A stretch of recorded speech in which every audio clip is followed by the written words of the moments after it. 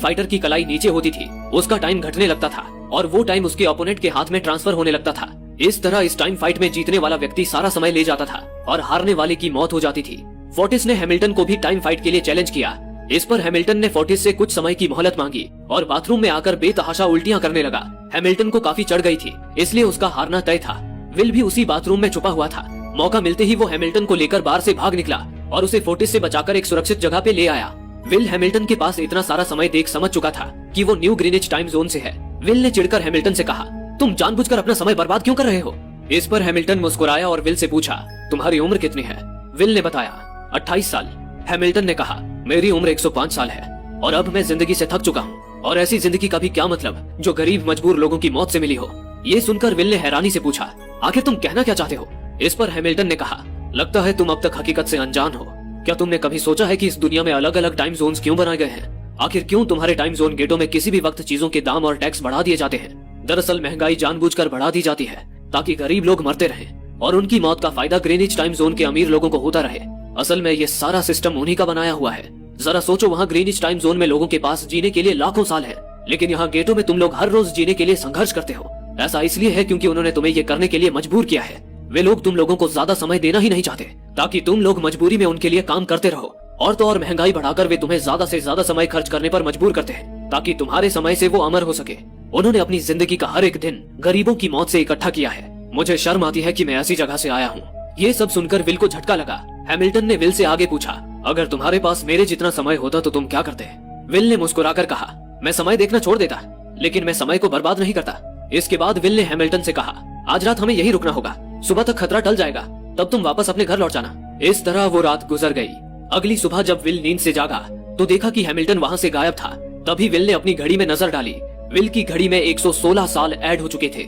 इसी दौरान विल की नजर विंडो पर पड़ी जिस पर लिखा था, मेरा समय बर्बाद मत करना। यानी कि हैमिल्टन ने अपना सारा समय विल को दे दिया था। तभी विल ने हैमिल्टन को दूर एक ब्रिज के छोर पर बैठे देखा। विल फौरन हैमिल्टन की ओर भागा, लेकिन उसके पहुंचने से पहले ही हैमिल्टन की घड़ी का समय 0 हो गया और वो एक झटके से मरकर ब्रिज से नीचे गिर गया। विल को हैमिल्टन की मौत का अफसोस तो हुआ, पर खतरे को देखते हुए विल वहाँ से भाग गया। कुछ समय बाद विल अपने दोस्त बॉरेल के पास आया। उसने बॉरेल को सारी कहानी बताई और अपनी घड़ी का समय दिखाया। घड़ी में 116 साल देख बॉरेल भी चौंक उठा। विल ने दोस्ती के नाते बॉरेल को 10 साल दिए, जिससे बॉरेल की आंखें नम हो गई। लेकिन उसने विल से कहा, इतने सारे समय के साथ यहाँ गेटों में रहना तुम्हारे लिए सुरक्षित नहीं है, अब तुम क्या करोगे? विल ने कहा, मैं अपने सपने पूरे करूंगा। मैं मॉम के साथ न्यू ग्रीनिच जाऊंगा, जहाँ हमें समय के चोरी होने का कोई डर नहीं होगा। विल बॉरेल को अलविदा करके वहाँ से निकल गया। फिर उसी रात विल की मॉम रेचल सारे लोन और बिल्स भरने के बाद घर लौटने के लिए बस में चढ़ी, पर तभी उसे ये जानकर झटका लगा कि एक ही दिन में बस की टिकट के दाम 2 गुने हो गए थे। पहले जहाँ डेटन की टिकट 1 घंटे में आती थी, वहीं अब प्राइस 2 घंटे हो गया था और रेचल के पास केवल 1.5 घंटा बचा था। अगर वो पैदल भी जाती तो उसे डेटन पहुँचने में 2 घंटे लगते। रेचल बस ड्राइवर से खूब मिन्नतें करने लगी कि डेटन में उसका बेटा उसे लेने आने वाला है, वहाँ पहुँचते ही वो उसे बाकी का टाइम दे देगी। लेकिन बस ड्राइवर ने साफ कह दिया कि ये उसकी पॉलिसी के खिलाफ है। उस वक्त बस में ढेर सारे पैसेंजर सवार थे, पर किसी ने रेचल की मदद नहीं की। इतने में ही बस वहाँ से निकल गई। रेचल के पास ज्यादा टाइम नहीं बचा था, इसलिए वो दौड़ती हुई ही घर की तरफ भागने लगी। इसी दौरान उधर विल अपनी मॉम के लिए फूलों का गुलदस्ता लिए बस स्टॉप पर उनका इंतजार कर रहा था, पर तभी बस में रेचल को ना पाकर विल परेशान हो उठा। उसे समझ आ गया कि उसकी मॉम मुसीबत में है। वो उसी वक्त अपनी मॉम की तलाश में भागा। उधर रेचल के पास अब केवल कुछ ही मिनट बचे थे। वो लोगों के घरों का दरवाजा पीट पीट कर उनसे थोड़ा समय उधार मांग रही थी, लेकिन कोई भी उसकी मदद करने को तैयार नहीं था। इधर विल जब कुछ दूर गया तो उसे उसकी मॉम नजर आ गई। अपनी मॉम को भागते हुए देख विल समझ गया कि उनके पास ज्यादा समय नहीं है। वो अपना हाथ आगे कर पूरी फुर्ती से उनकी ओर भागा। इधर रेचल के पास केवल 10 सेकंड ही रह गए थे। वो भी पूरी तेजी से विल की ओर भाग रही थी, लेकिन केवल 1 सेकंड के फासले ने विल की मॉम को मौत की नींद सुला दिया। विल अपनी मॉम को गोद में लिए रोता रहा। अगली सुबह तक हैमिल्टन की मौत की खबर आग की तरह फैल चुकी थी। आज की दुनिया में टाइम कीपर्स होते थे जो पुलिस की तरह थे। वे गेटों में टाइम की चोरी करने वाले लोगों को पकड़ते थे। टाइम कीपर्स के चीफ ऑफिस रेमंड ने हैमिल्टन की लाश बरामद कर ली थी। रेमंड ने आसपास के लोगों से पूछताछ कर पता लगाया था कि मरने से पहले हैमिल्टन के पास 100 साल से भी ज्यादा समय था, लेकिन अब उसका समय 0 देख रेमंड को लगने लगा कि जरूर किसी ने हैमिल्टन का समय चुराने के लिए उसकी हत्या की है। तभी रेमंड की नजर उस ब्रिज के पास लगे सीसीटीवी कैमरे की तरफ गई। वो सीसीटीवी फुटेज चेक करने निकल पड़ा। दूसरी ओर विल समझ चुका था कि उसकी मॉम की मौत के लिए ग्रीनिच में रहने वाले अमीर लोग ही जिम्मेदार हैं, जिन्होंने गेटो शहर के लोगों को एक एक सेकंड का मोहताज बना दिया है। विल उनसे बदला लेने ग्रीनिच की तरफ निकल गया। ग्रीनिच पहुंचने के लिए लगभग 4 टाइम जोन्स का बॉर्डर पार करना होता था और हर टाइम जोन के बॉर्डर को पार करने के लिए मोटी कीमत चुकानी पड़ती थी। यही वजह थी कि गरीब लोग कभी ग्रीनिच टाइम जोन तक नहीं पहुंच पाते थे। विल ने अपने समय का लगभग 1 साल खर्च करके सारे बॉर्डर्स पार किए और ग्रीनिच आ पहुंचा। वहाँ अमीरों की ऐशो आराम से भरी जिंदगी देख विल को बड़ी हैरानी हुई। वहाँ लोगों के पास इतना समय था कि ना तो किसी को कहीं पहुँचने की जल्दी थी और ना ही किसी को समय देखना पड़ता था। वहाँ हर कोई अपने समय की सुरक्षा के लिए बॉडीगार्ड्स लेकर घूमता था। विल वहाँ एक महंगे होटल में रुका और उनकी दुनिया में घुलने मिलने लगा। इसी दौरान दूसरी ओर टाइम कीपर रेमंड हैमिल्टन की मौत के वक्त का सीसीटीवी फुटेज चेक कर रहा था। हालांकि कैमरे ने हैमिल्टन को ब्रिज से गिरते हुए रिकॉर्ड नहीं किया था, लेकिन उस फुटेज में विल ब्रिज के पास खड़ा नजर आ रहा था, जिससे रेमंड की नजरों में विल ही हैमिल्टन का कातिल बन चुका था। रेमंड ने फौरन विल की तलाश शुरू कर दी। दरअसल टाइम कीपर्स का काम केवल टाइम के चोरों को ही पकड़ना नहीं था, बल्कि वो ये भी देखते थे कि सिस्टम सही से काम करता रहे। टाइम कीपर्स के पास सभी टाइम जोन का डेटा होता था, जिससे उन्हें पता चलता था कि किसी टाइम जोन में हर एक व्यक्ति का एवरेज टाइम कितना है। जैसे कि गेटो में लोगों का एवरेज टाइम 1 दिन होता था। इस डेटा के मुताबिक अगर विल गेटो शहर में होता तो गेटो शहर का एवरेज टाइम बढ़ा हुआ दिखाई देता। इससे रेमंड समझ गया कि विल गेटो शहर में नहीं है। तभी रेमंड की टीम ने सीसीटीवी कैमरे के जरिए विल को गेटो से ग्रीनिच जाते हुए देख लिया। रेमंड उसी वक्त अपनी टीम के साथ ग्रीनिच शहर की ओर रवाना हो गया। दूसरी ओर ग्रीनिच शहर में विल एक कसिनो में आया। विल गैम्बलिंग में माहिर था। उसके लिए अमीरों से पैसे निकलवाने का ये सबसे बेहतर तरीका था। विल ने फिलिप वाइस नाम के एक रईस आदमी के साथ पोकर की बाजी खेली। उसने अपना सारा समय दाव पर लगा दिया और अपने हुनर की बदौलत फिलिप से 1100 साल जीत लिए। हालांकि फिलिप एक बैंकर था, उसके लिए 1100 साल चिल्लर की तरह थे, क्योंकि उसने गरीबों को ऊंची ब्याज दरों में टाइम लोन में देकर करोड़ों साल जमा कर लिए थे। फिलिप विल की गैम्बलिंग की कला से काफी प्रभावित था। उसने विल को अपनी बेटी सिल्विया से मिलवाया। सिल्विया भी विल की शख्सियत से काफी प्रभावित थी। उसने विल को कल रात अपने घर पार्टी पर इनवाइट किया। फिर अगली शाम विल एक नई नवेली कार खरीदकर फिलिप की पार्टी में पहुंचा। वहीं विल और सिल्विया की बातचीत बढ़ी और सिल्विया मन ही मन विल को दिल दे बैठी। वो अपनी दिल की बात विल से कह पाती। उससे पहले ही टाइम कीपर रेमंड अपनी टीम के साथ वहां आ पहुंचा और विल को पकड़ लिया। उसने पहले तो विल का सारा समय जब्त कर लिया और उसे केवल 2 घंटे दिए। उसके बाद वो विल को हैमिल्टन के खून के इल्जाम में गिरफ्तार करने लगा। विल को खूनी समझकर सिल्विया भी उससे नाराज हो गई। तभी विल रेमंड के आदमियों को मार पीट कर उनके चंगुल से आजाद हो गया और उनकी बंदूक लेकर सिल्विया को बंदी बना लिया। सिल्विया को ढाल बनाकर विल उसे साथ लेकर भाग निकला और रेमंड और उसके आदमियों को चकमा देता हुआ वापस गेटो शहर आ पहुंचा। इस दौरान विल के पास समय काफी कम हो चुका था। उसने सिल्विया से कुछ समय उधार मांगा, लेकिन सिल्विया ने उसे 1 सेकंड भी देने से इनकार कर दिया, क्योंकि वो भी उसे हैमिल्टन का कातिल समझ रही थी। इसी जद्दोजहद में विल का रास्ते से ध्यान हट गया। रास्ते में आगे कांटों वाली जंजीर बिछी थी, जिससे टकराते ही विल की गाड़ी के टायर फट गए और उनकी गाड़ी ब्रिज से नीचे जा गिरी। इस हादसे में विल और सिल्विया बेहोश हो गए। असल में रास्ते में वो कांटे फोर्टिस और उसकी गैंग ने बिछाए थे। फोर्टिस ने देखा कि सिल्विया के पास 10 साल का समय था। वो सिल्विया का सारा समय चुराने लगा, पर तभी उन्हें टाइम कीपर्स की गाड़ी की साइरन सुनाई दी, जिसे सुनकर फोर्टिस अपने गैंग के साथ वहां से भाग निकला। इतने में ही विल और सिल्विया को होश आया। सिल्विया ये देख बेचैन हो उठी कि उसके पास सिर्फ 30 मिनट ही बचे थे, लेकिन विल को समझ आ गया कि ये फोर्टिस का ही काम है। विल के पास भी कुछ मिनट ही बचे थे, पर फिर भी उसने सिल्विया को अपना कुछ मिनट दिया, जिससे उन दोनों का समय बराबर हो गया। समय बर्बाद ना करते हुए विल सिल्विया को लेकर फौरन अपने दोस्त बोरेल के घर पहुंचा, जिसे उसने 10 साल दिए थे। पर तभी बोरेल की पत्नी ने दरवाजा खोला और विल से नाराजगी जताते हुए कहा, तुम्हारे दिए 10 साल ने मेरे बोरेल की जान ले ली। उसने सारा टाइम शराब में उड़ा दिया, जिससे उसकी मौत हुई। ये सुनकर विल मायूस हो गया, पर उसके पास शोक मनाने का भी वक्त नहीं था। विल और सिल्विया के पास केवल 2.5 मिनट बचे थे। सिल्विया बहुत ज्यादा पैनिक होने लगी। तभी विल ने सिल्विया के कानों में इयरिंग देखी, जो हीरे की थी। उसे बेचकर विल और सिल्विया को 2 दिन का टाइम मिल गया। इसके बाद विल सिल्विया को लेकर फोन बूथ पर आया। उसने सिल्विया के पिता फिलिप को कॉल किया और बताया कि उसकी बेटी अब तक सही सलामत है। उस वक्त रेमंड भी फिलिप के पास ही मौजूद था और विल को भी इसका अंदाजा था। विल ने सिल्विया को छोड़ने के बदले 10,000 साल की फिरौती मांगी और टाइम बैंक के जरिए वो 10,000 साल गरीब लोगों में बांटने को कहा और कल सुबह तक का समय दिया। हालांकि फिलिप के लिए ये रकम कुछ भी नहीं थी, पर फिलिप किसी भी कीमत पर गरीबों को समय नहीं बांटना चाहता था। उधर विल सिल्विया को अपने घर ले आया था, जहाँ वे दोनों सुबह होने का इंतजार कर रहे थे। इसी दौरान सिल्विया ने विल से पूछा कि उसकी फैमिली कहाँ है। इस पर विल ने बताया कि पिछली रात ही समय की कमी के कारण उसकी मॉम की मौत हो गई।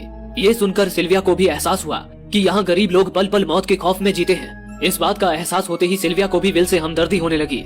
अगली सुबह बैंक खुलते ही विल और सिल्विया खिड़की से बैंक पर नजर रखने लगे, लेकिन बैंक ने गरीबों में समय नहीं बांटा। सिल्विया ये देख बहुत मायूस हो गई कि समय के आगे उसके पिता के लिए अपनी बेटी की भी कोई कीमत नहीं थी। सिल्विया को एहसास हो गया कि उसके पिता केवल बिजनेसमैन नहीं है, बल्कि वो इस सिस्टम के गार्डियन यानी कि संरक्षक भी हैं। वो गरीब लोगों की मौत से अपनी जिंदगी के साल जमा करते हैं। सिल्विया को यूं मायूस देख विल ने उसे वापस घर भेजने का फैसला किया। वो उसे फोन बूथ पे ले आया और अपने पिता को कॉल करके अपने लिए मदद बुलाने को कहा। इस दौरान विल ने सिल्विया को अपनी सुरक्षा के लिए एक गन भी दे दी और वहीं सड़क किनारे बैठ गया। उधर सिल्विया फोन पर अपने पिता से बात कर रही थी। तभी टाइम कीपर रेमंड चुपके से वहां आ पहुंचा और विल पर गन तानता हुआ पीछे से उसकी ओर बढ़ने लगा। विल उसे देख नहीं पाया। रेमंड विल पर गोली चलाने ही वाला था कि तभी सिल्विया ने रेमंड को देख लिया और घबराहट में रेमंड पर गोली चला दी। ये देख विल घबराकर रेमंड के पास आया, हालांकि वो गोली रेमंड के हाथ को छूकर निकल गई थी, इसलिए रेमंड सिर्फ घायल हुआ था। विल ने रेमंड की घड़ी देखी। रेमंड के पास केवल 2 घंटे बचे थे। दरअसल टाइम कीपर्स को भी सैलरी के तौर पर हर रोज 1 दिन का ही समय मिलता था। उन्हें टाइम खत्म होने के बाद अपनी गाड़ी में लगे टाइम कैप्सूल से दोबारा समय लेना पड़ता था। लेकिन विल ने रेमंड की मदद करते हुए उसे 2 घंटे उधार दे दिए और उसकी कार लेकर ही सिल्विया के साथ फरार हो गया। रेमंड को गोली मारकर अब सिल्विया भी फंस चुकी थी। हालांकि विल ने सिल्विया से कहा कि वो अभी इन सब से निकल सकती है, लेकिन ग्रीनिच में सिल्विया की जिंदगी पिंजरे में कैद पंछी की तरह थी। बिना किसी मकसद के वो बस जिए जा रही थी, पर यहाँ आकर उसे आजादी और रोमांच का एहसास हो रहा था, जो पहले कभी नहीं हुआ था। और अब हालात ने उसे एक नया मकसद भी सौंप दिया था। अब वो भी गरीबों को उनका हक दिलाने में विल के साथ थी। बस फिर क्या था, विल और सिल्विया ने मिलकर अमीरों को लूटना शुरू कर दिया। उन्होंने सिल्विया के ही पिता फिलिप के कई सारे बैंकों में डाका डाला, क्योंकि फिलिप ने गरीबों की मौत से ही वो सारा समय इकट्ठा किया था। बैंकों में समय एक टाइम कैप्सूल डिवाइस में स्टोर रहता था। विल और सिल्विया टाइम कैप्सूल से भरी बैंकों की तिजोरी खाली करने लगे और उन्हें गरीबों में बांटने लगे। इस तरह वे गरीबों के मसीहा बन चुके थे और टाइम कीपर्स के लिए सिरदर्द। रेमंड ने विल और सिल्विया के सिर पर 10 साल का इनाम रख दिया था और अब उस इनाम को पाने के लिए गैंगस्टर फोर्टिस अपनी गैंग के साथ चप्पे चप्पे पर उन दोनों की तलाश कर रहा था। लेकिन विल और सिल्विया हर रोज अपना ठिकाना बदलते रहते थे, जिससे वो किसी के हाथ नहीं आते थे। हाल ही में वो दोनों एक होटल में छुपे हुए थे। उनके पास इतना समय था कि उन्होंने पूरे होटल को ही बुक कर लिया था। फिर उस रात फोर्टिस उसी इलाके में विल और सिल्विया की तलाश कर रहा था। इसी दौरान उसने आसपास के कुछ लोगों को बंदूक के बल पर इकट्ठा किया और उनसे विल और सिल्विया का पता पूछा। हालांकि उन लोगों पर विल और सिल्विया के इतने एहसान थे कि वे मरने को तैयार थे, पर विल और सिल्विया का पता बताने को राजी नहीं थे। लेकिन तभी एक आदमी ने मौत के डर से फोर्टिस को उस होटल का पता बता दिया जहां विल और सिल्विया छुपे हुए थे। इसी दौरान उधर विल और सिल्विया होटल रूम में प्यार के फूल खिला रहे थे। तभी कमरे का दरवाजा तोड़कर फोर्टिस और उसके आदमी अंदर घुस आए और विल को धर दबोचा। अब विल और सिल्विया का उनसे बच पाना नामुमकिन था, लेकिन इतनी मुश्किल से हाथ आए विल को फोर्टिस आसानी से खत्म नहीं करना चाहता था। फोर्टिस ने विल को एक टेबल पर बिठा दिया और उसे टाइम फाइट के लिए चैलेंज किया। हालांकि विल जानता था कि वो हारे या जीते, फोर्टिस के आदमी उसे मार ही डालेंगे, लेकिन विल ने चैलेंज एक्सेप्ट किया। फोर्टिस और विल ने एक दूसरे की कलाई पकड़ ली और इसी के साथ मौत का खेल शुरू हुआ। फोर्टिस माहिर खिलाड़ी था। उसने शुरुआत में ही विल का हाथ नीचे कर दिया, जिससे विल का समय फोर्टिस में ट्रांसफर होने लगा। फोर्टिस अपनी बाजुओं का पूरा जोर लगा रहा था, पर विल कोई दम ही नहीं दिखा रहा था। लग रहा था वो जानबूझकर हार रहा हो। विल के पास अब केवल कुछ ही सेकंड्स बचे थे। ये देख फोर्टिस को अपनी जीत का पूरा यकीन हो गया। ओवर कॉन्फिडेंस में उसने पकड़ ढीली कर दी। ये विल की ट्रिक थी। मौका पाकर विल ने फोर्टिस का हाथ नीचे कर दिया। अब विल के बाजुओं की ताकत के आगे फोर्टिस ढीला पड़ चुका था। वो बस हारने ही वाला था। ये देख फोर्टिस के आदमियों का ध्यान फोर्टिस की घड़ी पर अटक गया। इतने में ही मौका पाकर विल ने अपने जूते से गन निकाली और पलक झपकते ही फोर्टिस के सारे आदमियों को शूट कर दिया। इसी के साथ फोर्टिस का टाइम 0 हो गया और वो भी बेमौत मारा गया। विल और सिल्विया फौरन वहाँ से भाग निकले। इसी दौरान उन्होंने देखा कि अमीरों ने सारा खेल पलट दिया था। विल और सिल्विया ने गरीबों में जितना भी समय बांटा था, उन सब की वैल्यू अब कुछ भी नहीं रही थी, क्योंकि अमीरों ने महंगाई की दर को कई गुना बढ़ा दिया था। ये देख विल हारा हुआ महसूस करने लगा। उसने सिल्विया से कहा कि अब सब खत्म हो चुका है। अगर वे लोगों में 1000 साल भी बांट दें, तो अमीर लोग महंगाई को और ज्यादा बढ़ा देंगे, जिससे लोगों की हालत कभी नहीं सुधर पाएगी। इस पर सिल्विया ने कहा, तो फिर हमें लोगों की हालत सुधारने के लिए उन्हें कितने साल देने होंगे? इस पर विल ने कहा, लगभग 10 लाख साल। अगर हमारे पास लाखों साल हो, तभी हम महंगाई को मात दे सकते हैं। हालांकि ये नामुमकिन था, पर सिल्विया ने इसके लिए एक प्लान सोच रखा था। अगली ही सुबह जब फिलिप अपने दर्जनों बॉडीगार्ड्स के साथ अपने ऑफिस पहुंचा, तभी सिल्विया वहां आई और उसने अपने पिता से कहा कि वो सरेंडर करना चाहती है। तब सारे गार्ड्स ने सिल्विया पर गन तान दी, लेकिन तभी पीछे से गार्ड के भेष में विल वहां आ पहुंचा और उसने फिलिप के सिर पर गन अड़ा दिया। विल और सिल्विया ने फिलिप के लॉकर से एक टाइम कैप्सूल चुरा लिया, जिसमें 10 लाख साल मौजूद थे। उस टाइम कैप्सूल का एक साल गरीबों की ही मौत से आया था, जिसे फिलिप और उसके जैसे सारे अमीरों ने दबा रखा था। विल और सिल्विया वो टाइम कैप्सूल ले भागे। उधर रेमंड को जब ये बात पता चली, तो वो फौरन विल और सिल्विया के पीछे लग गया, क्योंकि अगर वो 10 लाख साल गरीबों को मिल जाते, तो गेटो टाइम जोन का हर एक इंसान अमर हो जाता और अमीरों का बनाया पूरा सिस्टम तहस नहस हो जाता। रेमंड ने विल और सिल्विया को पकड़ने के लिए अपनी पूरी जी जान लगा दी, लेकिन वो उन्हें रोक नहीं पाया। विल और सिल्विया रेमंड को चकमा देकर गेटो शहर आ गए और वो टाइम कैप्सूल एक सुरक्षित हाथों में सौंप दिया। इसके बाद वे रेमंड से भागते हुए एक सुनसान जगह पर आ पहुंचे। उधर उस टाइम कैप्सूल में मौजूद लाखों साल को बांटकर डेटन शहर के लोग अमर होते जा रहे थे, लेकिन वहीं विल और सिल्विया के पास बहुत ही कम समय बचा था। बदकिस्मती से उसी पल रेमंड ने उन्हें पकड़ लिया। रेमंड ने विल को धमकी देते हुए कहा, अगर अपनी जान की खैरियत चाहते हो तो चुराया हुआ सारा समय वापस कर दो। तब विल ने उसे अपनी घड़ी का समय दिखाया। विल और सिल्विया के पास खुद केवल कुछ ही मिनट बचे थे। विल ने रेमंड से कहा, कहीं तुम भूल तो नहीं गए? मैंने तुम्हें कुछ समय उधार दिया था, टाइम तो तुम्हें वापस करना चाहिए। ये सुनकर रेमंड के माथे पे शिकन आ गई, क्योंकि विल और सिल्विया को पकड़ने की जद्दोजहद में वो अपने समय पर ही ध्यान देना भूल गया था। उसने अपनी घड़ी पर नजर डाली। उसके पास केवल 5 सेकंड ही बचे थे, जो देखते ही देखते 0 हो गए और रेमंड मारा गया। विल और सिल्विया रेमंड से तो बच गए थे, पर उन दोनों के पास अब केवल एक मिनट ही बचा था। ऊपर से उस सुनसान इलाके में उनकी मदद करने वाला भी अब कोई नहीं था। उन्हें अपनी मौत साफ नजर आ रही थी। उन दोनों ने मायूस होकर एक दूसरे को गले लगाया, पर तभी विल को रेमंड की गाड़ी नजर आई। विल फौरन गाड़ी की ओर भागा और वहां पहुंचकर रेमंड की सैलरी का टाइम अपनी घड़ी में ट्रांसफर कर लिया। इसके बाद वो सिल्विया को भी टाइम देने उसकी ओर भागने लगा। सिल्विया भी तेजी से विल की ओर दौड़ पड़ी। ये हालात बिल्कुल विल की मॉम की तरह थे। विल ने अपनी मॉम को तो खो दिया था, पर सिल्विया को नहीं खोना चाहता था। विल सिल्विया के बिल्कुल करीब ही था, पर तभी सिल्विया विल की बाहों में गिर पड़ी।